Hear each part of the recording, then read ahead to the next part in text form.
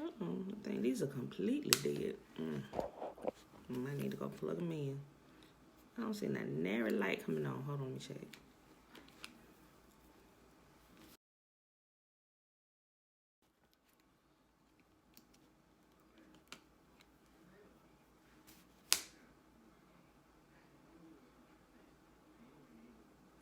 I heard the ding.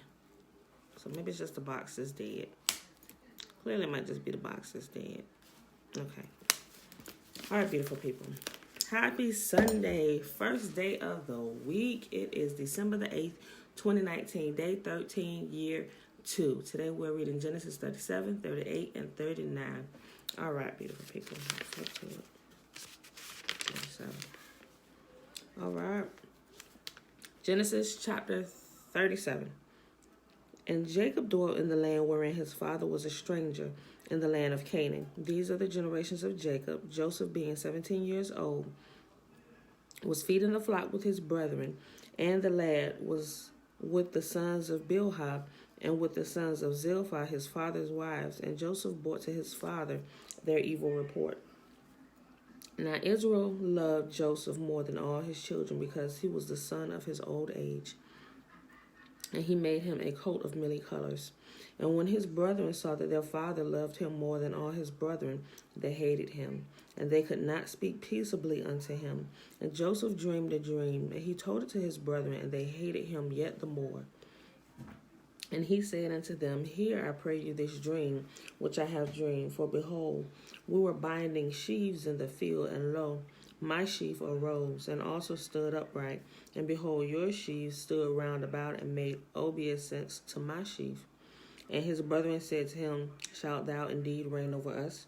Or shalt thou indeed have dominion over us? And they hated him yet the more for his dreams and for his words. And he dreamed yet another dream, and told his brethren, and said, Behold, I have dreamed a dream more. And behold, the sun and the moon and the 11 stars made obeisance to me. And he told it to his father and his brethren. And his father rebuked him and said unto him, What is this dream that thou hast dreamed? Shall I and thy mother and thy brethren indeed come and bow down ourselves unto thee to the earth? So his father clearly understood the dream, the sun and the moon and the 11 stars, his mother, his father, and his 11 brothers.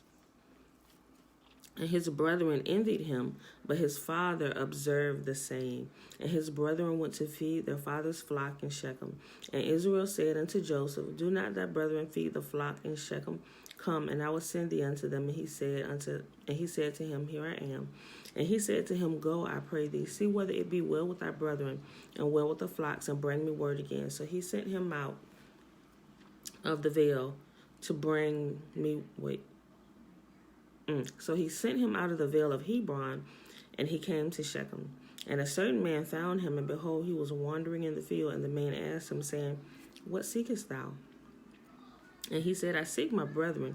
Tell me, I pray thee, where they feed their flocks. And the man said, They are departed thence. For I heard them say, Let us go to Dothan. And Joseph went after his brethren and found them in Dothan. And when they saw him afar off, even before he came near unto them, they conspired against him to slay him.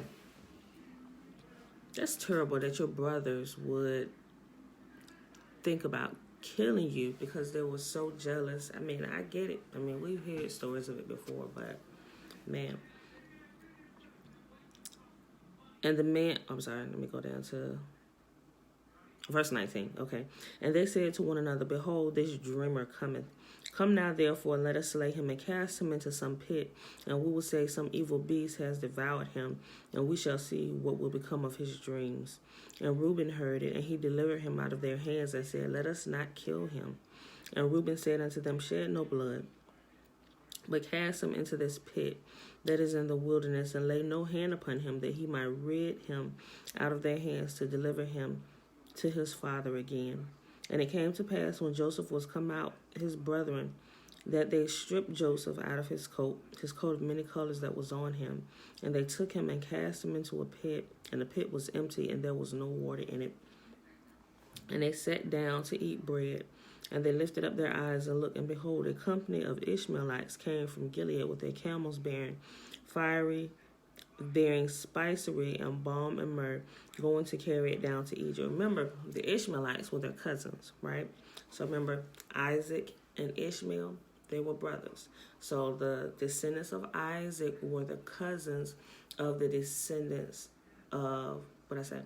The descendants of Isaac, whom the promise went to from Yahuwah to Abraham.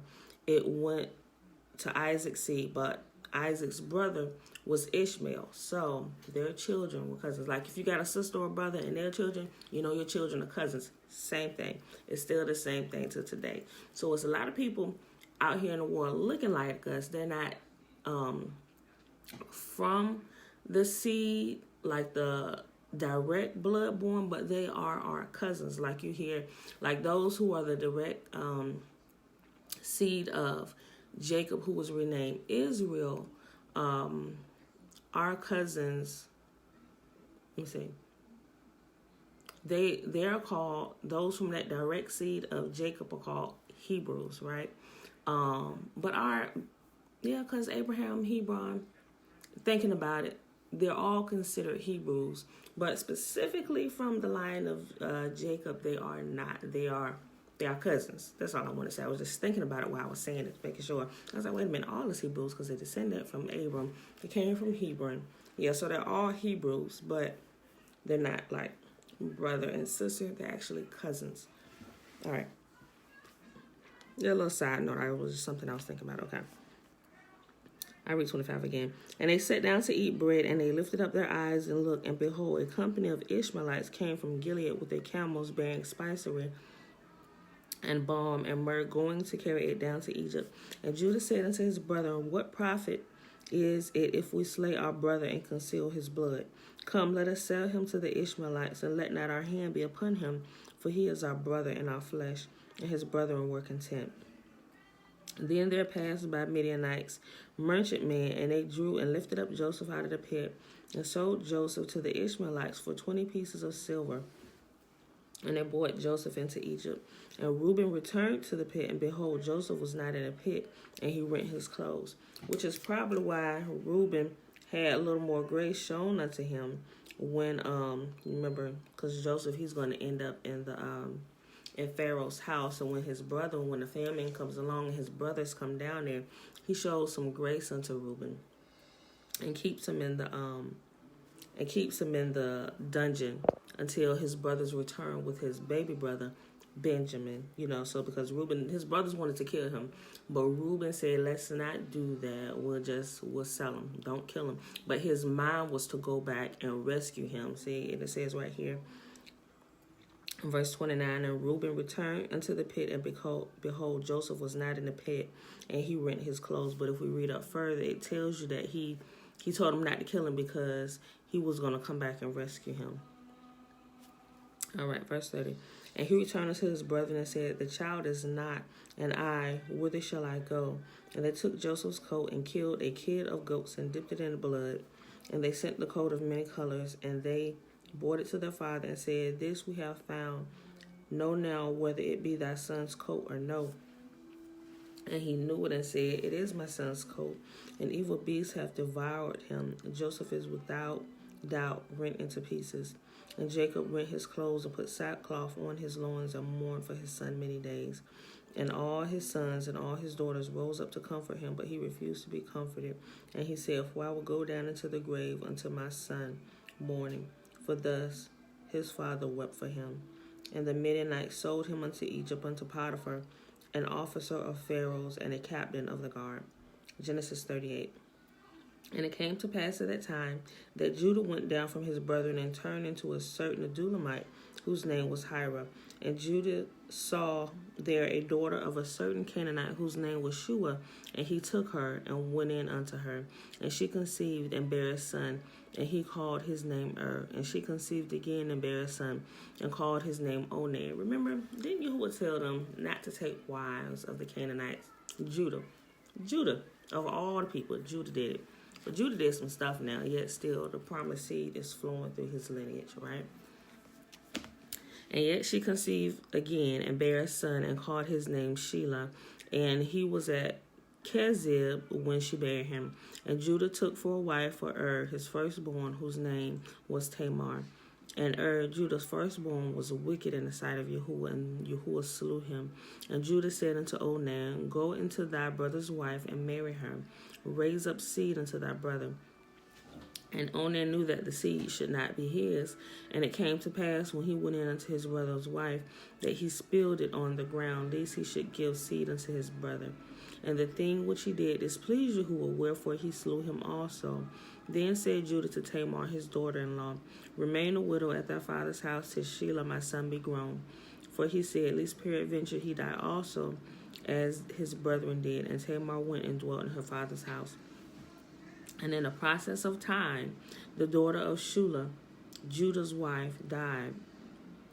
And Judah was comforted, and went in unto his sheep shearers to Timnath, and his friend Hira the Adulamite. And it was told Tamar, saying, Behold, thy father-in-law goeth up to Timnath to shear his sheep. And she put her widow's garments off from her, and covered her with a veil, and wrapped herself, and sat in an open place, which by the way to Timnath, for she saw that Shelah was grown, and she was not given unto him to wife. Now when Judah saw her, he thought her to be a harlot, because she had covered her face. And he turned unto her by the way, and said, Go, I pray thee, and let me come in unto thee. For he knew not that she was his daughter-in-law. And she said, What wilt thou give me, that thou mayest come in unto me? And he said, I will send thee a kid from the flock. And she said, Wilt thou give me a pledge till thou send it? And he said, What pledge shall I give thee? And she said, Thy signet, and thy bracelets, and thy staff that is in thine hand. And he gave it to her. And he came in unto her, and she conceived by him. He must have wanted some booty real bad. Like, he gave his staff, his bracelets, and his signet ring away. He said, What I need to give you for it? That I know that you're going to send me this pledge back that you promised me if you have sex with me. I'm like, bro, you was hard. I remember his wife had died, but there ain't no reason. You go seeking her. You thought she was a prostitute? Come on, dude. Okay.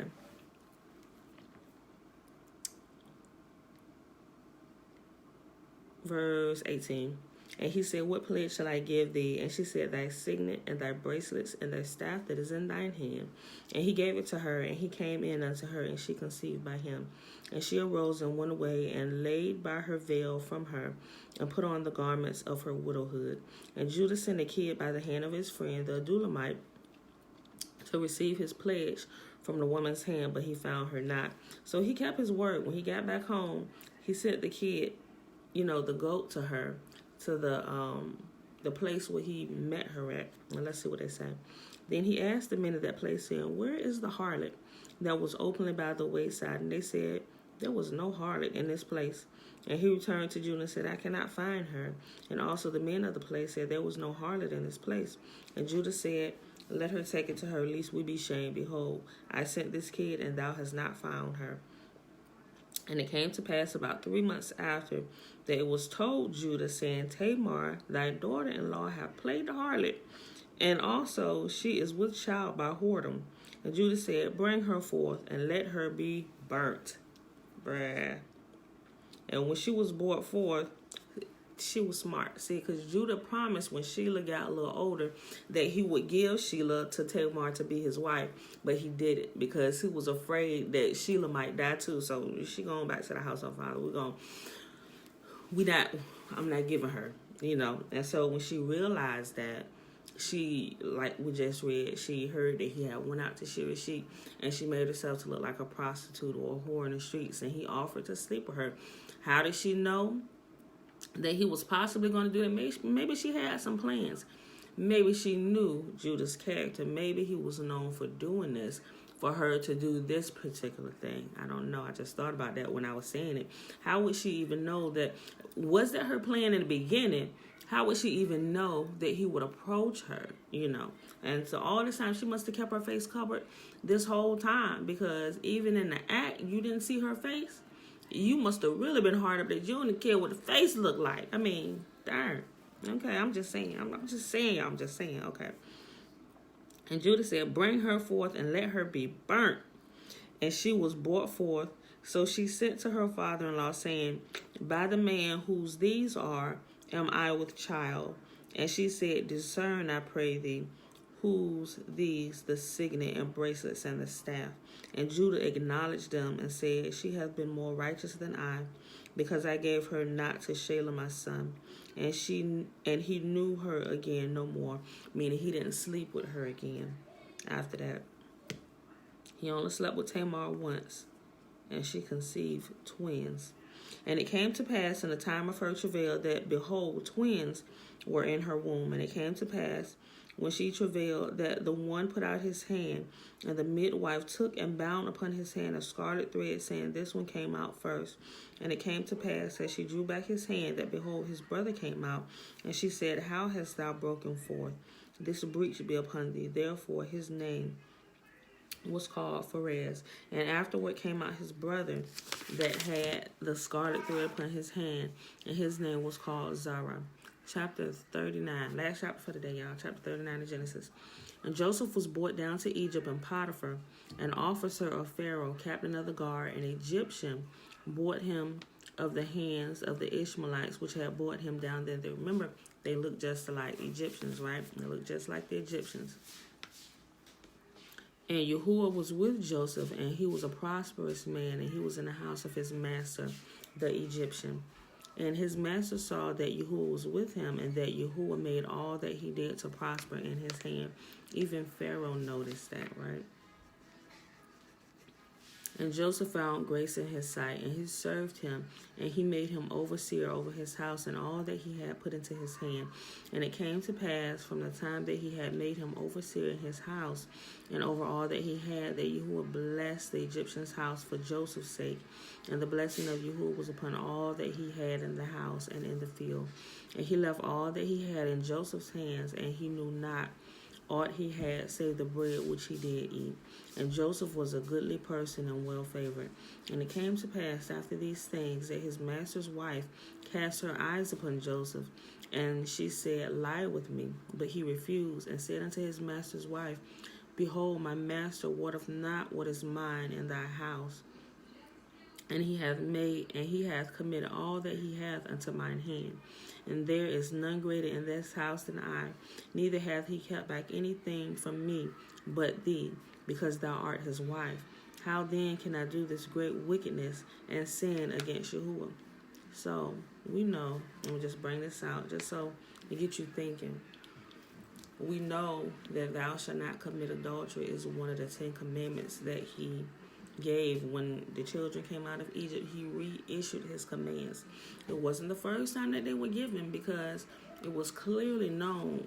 Joseph definitely knew, because he said, I shall not commit this wicked thing before Yahuwah. What? Commit adultery. This was Potiphar's wife, right?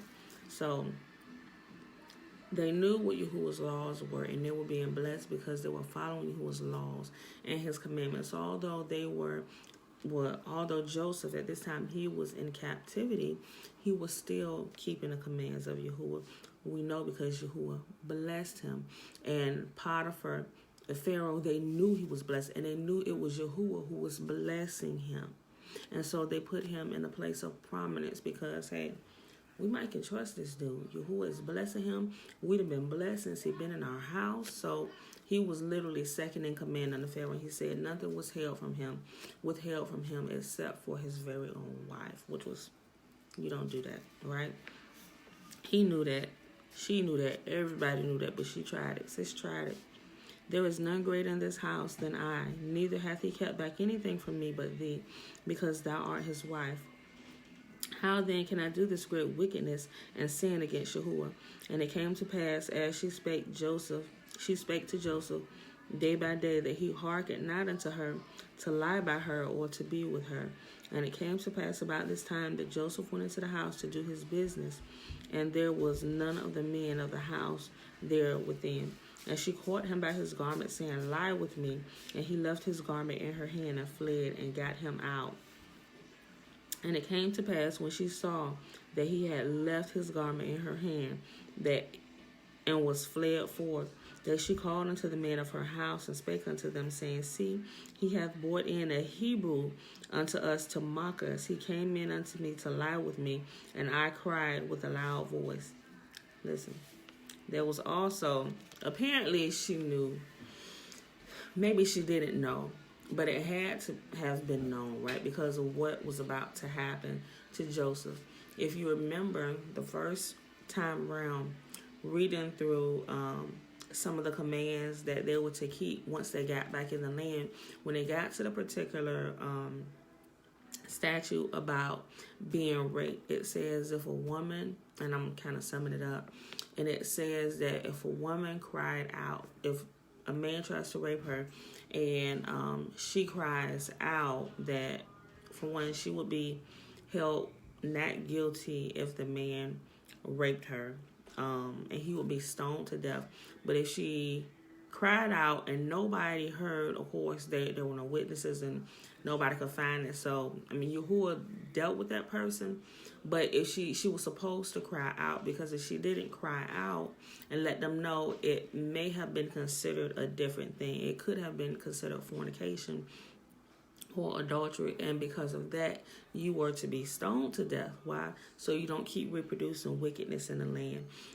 Judgment was to happen immediately to teach them this is not acceptable among our people. And if we see that today, we see, granted, I thank y'all, I really do, for his goodness and his mercy and his long suffering with me. Because truly, I played the part of the harlot in my father's house, and I should have been stoned many moons ago. I mean, not that many, at least, about at least 30-something moons ago. Yeah. No, maybe, because I was what, 15? Yeah, about 20-something, close to 30 moons ago, right? Yeah, but anyway, I should have been dead a long time ago, but thank you, I mean, they're not stoning right now, but I'm just saying, because if you, like my mama said, she said, all it takes is one public flogging, and a lot of people, they're gonna know we don't want to do that. You what? You didn't see Keisha get stoned last week? No, bro, you on your own.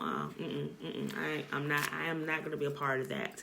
So the wickedness was kept down when the laws were followed. Like if they did those things that required a stoning, and the father was the first one to cast a stone at his daughter in the house, then the wickedness, it would have stayed a righteous place. You got those people that's going to try it.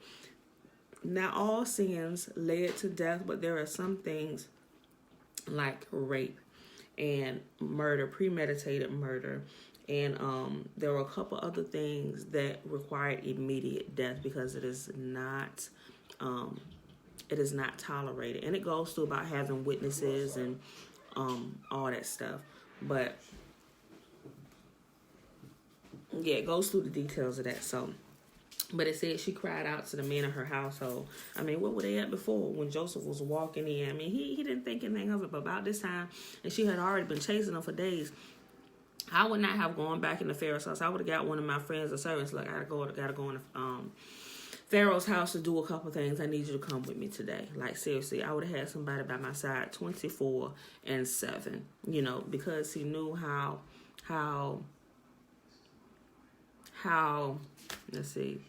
let's just say how she was and how she was getting, how hotly she was pursuing him. Verse 15. And it came to pass when he heard that I lifted up my voice and cried. This is what she said. I'll go back to 14. 13. And it came to pass when she saw that he had left his garment in her hand, remember he just ran out, and was fled forth, that she called unto the men of her house, and spake unto them, saying, See, he hath brought in a Hebrew unto us to mock us, and he came in unto me to lie with me, and I cried with a loud voice. And it came to pass when he heard that I lifted up my voice and cried, that he left his garment with me and fled and got him out. She's such a liar. And she laid up his garment by her until his Lord came home. She was just sitting there plotting on how she was going to get this man in trouble, who was really completely innocent, right?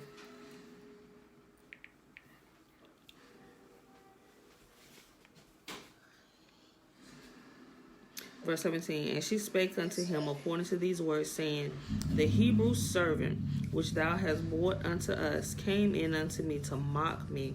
And it came to pass, as I lifted up my voice and cried out, that he left his garment with me and fled out. And it came to pass, when his master heard the words of his wife, which he spake unto him, saying, After this manner did thy servant unto me, that his wrath was kindled.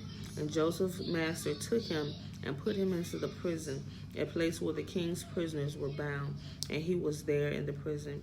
But Yahuwah was with Joseph, and showed him mercy, and gave him favor in the sight of the keeper of the prison.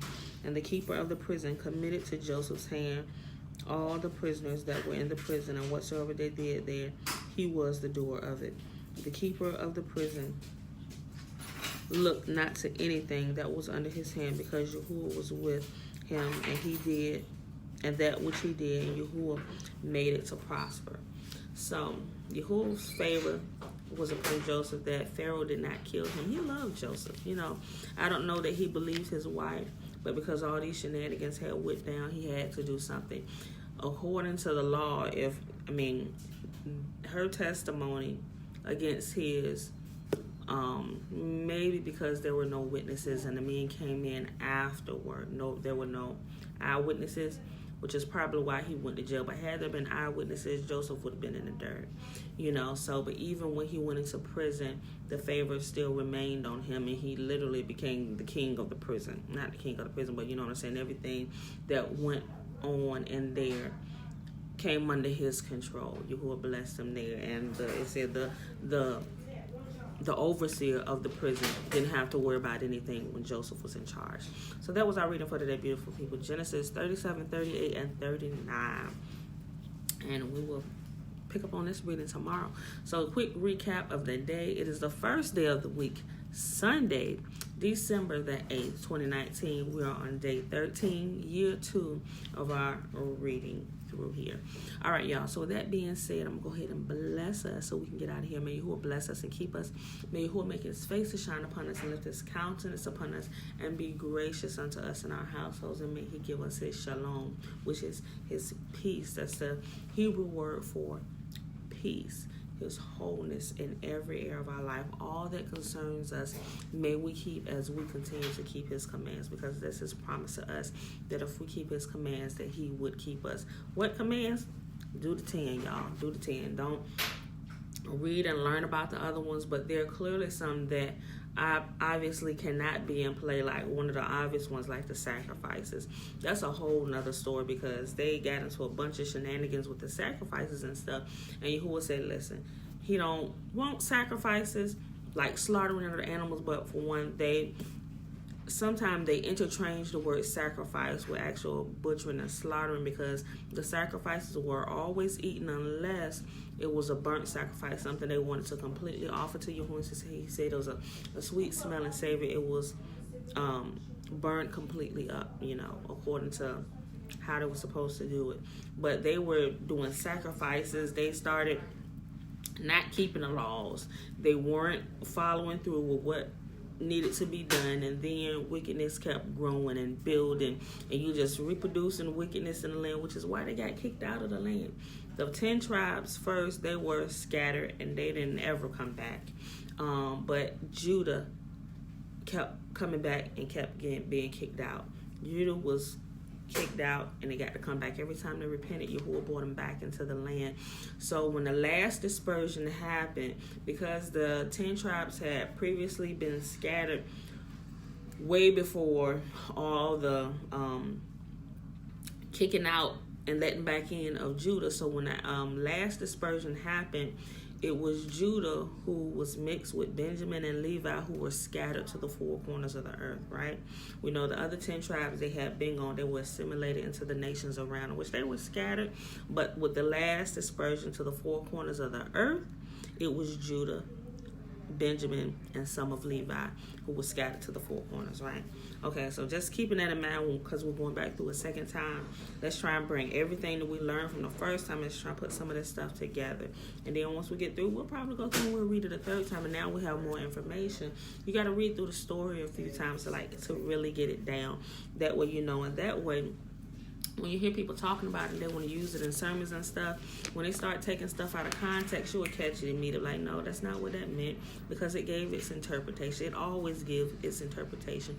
If it's a prophecy for a future time, it will tell you, and it tell you exactly what it is, because there are things that are taken out of context that should never have been taken out of context.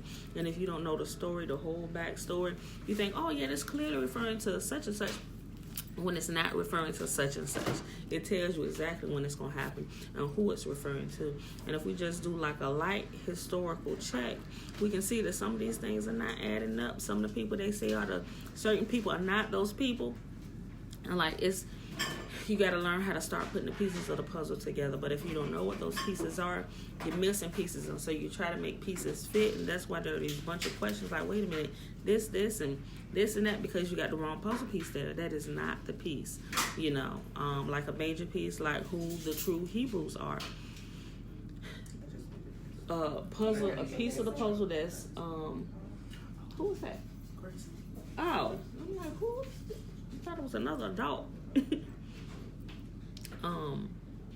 But I ain't gonna get into all that, y'all. So I went ahead and flashed it. But you get what I'm saying. If you understand all the different pieces, you will begin to see the bigger picture. And as you go, your thought processes and what you formally believe has to adjust and line up with truth. Some people don't. They want to know, this is what I learned, I'm comfortable with this, when truth and facts clearly change that. And some people choose not to adjust. And that's okay if that's what you want to do. I mean, it's not okay, but if that's what you want to do, that probably get you in trouble down the line somewhere in life.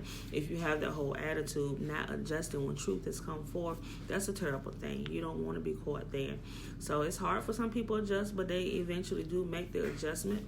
You know, it's better that you realize that we're not always right about everything, and we weren't taught right always about everything. There are a lot of lies and half-truths and adding and subtracting and all these things that have happened, but as you grow and as you learn, we must adjust and do better, right? All right, so with that being said, beautiful people, I love y'all, and I'll see you in the morning. Peace.